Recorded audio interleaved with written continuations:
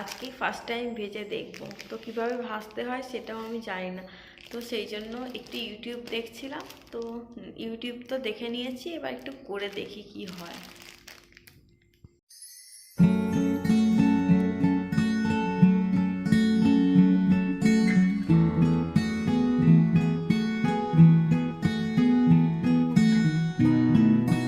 Good morning guys, এখন বাজে প্রায় 7টা। আর এখন দেখো সকালবেলা ঘুম থেকে উঠেই দেখছি পুরো মেঘলা আকাশ। মেঘলা আকাশ একদম ভালো লাগে না, তার উপর যদি শীতকালে আকাশ মেঘলা করে বৃষ্টি হয় তো একদম বিরক্ত লাগে। আর অন্যদিন এইরকম টাইমে পুরো রোদ উঠে যায়, আজকে পুরো আকাশ কালো করে আছে। কাল রাতে আমি আবার সাবান টাবান ভিজিয়ে রেখেছি, ভেবেছি সকালে উঠে কেচে শুকাবো। তো সকাল থেকে উঠেই দেখছি আকাশের এই অবস্থা। তো জানি না কীভাবে শুকাবো, সেই ঘরের মধ্যেই শুকাতে দিতে হবে। এই জন্য তো আমার আরও বিরক্ত লাগছে। তো কী আর করা যাবে, এখন যাব গিয়ে ঘর ফরগুলো ঝাঁট দেবো, চাটা করবো, তারপর কিছু খাবো। তো চলো, তারপর একটু পরে আবার তোমাদের সাথে কথা বলছি। তো আমি এই চান টান করে চলে এসেছি। চান করেছি বলতে কি, মাথাটা কিন্তু ভেজাইনি, গা ধুয়েছি বলতে পারো। কারণ আমার চান করতে এমনি প্রায় রোজই 2টো বেজে যায়, আর এখন যদি চান করি তাহলে তো চুলটা কোনোভাবেই শুকাবে না, তাই জন্য আর মাথাটা আজকে ভেজাইনি। তো যাবো এবার গিয়ে ভাত খেয়ে নেব। দুপুরে রান্না হয়েছিল ভাত, শাক ভাজা, চিংড়ি মাছের তরকারি আর মাছের ঝাল। আর আমার বর দেখো এখন ভাত দিয়ে খাবে বলে শশা ছাড়াচ্ছে, তারপর কাটবে। তো দেখো এখন বাজে প্রায় 2:45 মতো, আর এখন ছাদে চলে এসেছি, কারণ জামা কাপড়গুলো তুলে নিয়ে চলে যাব, তারপর গিয়ে একটুখানি ঘুমাবো।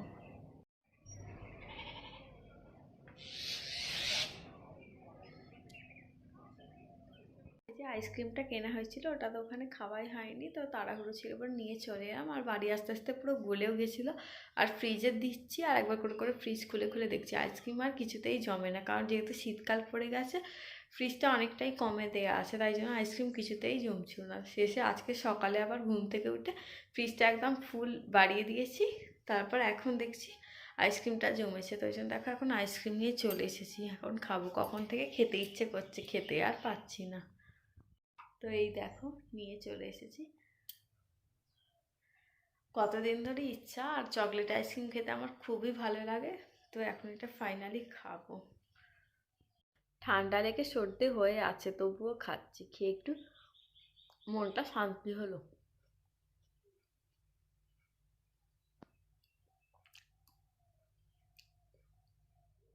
তো দেখো এখন প্রায় সন্ধ্যে 6:30 মতো বাজে, আর আমার রুটি করাও হয়ে গেছে।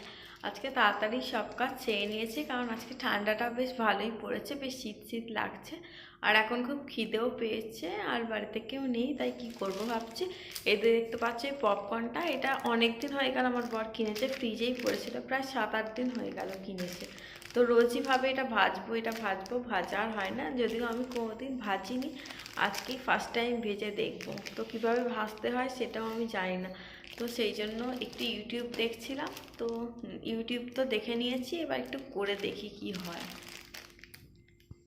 ইউটিউব ভিডিওতে দেখলাম যে ভুট্টার দানাগুলোকে অল্প তেলে নেড়ে চেড়ে ঢাকা দিয়ে দিচ্ছে, আর সেগুলো পপকর্ন হয়ে যাচ্ছে। তো আমিও সেই মতোই করলাম, কিন্তু আমারটা কি হয়েছে তোমরা নিজেরাই দেখে নাও। পুরো পুড়ে গেছে, এটা তো আর খাওয়াও যাবে না, ফেলেই দিতে হবে। তারপর রাতের বেলা আমার বর বিরিয়ানি নিয়ে এলো, আর আমরা ডিনারটাও করে নিলাম। তো চলো আজকের ব্লগটা এখানেই শেষ করছি, তোমাদের সাথে দেখা হবে আবার নতুন ভিডিওতে। তো চলো টাটা, গুড নাইট।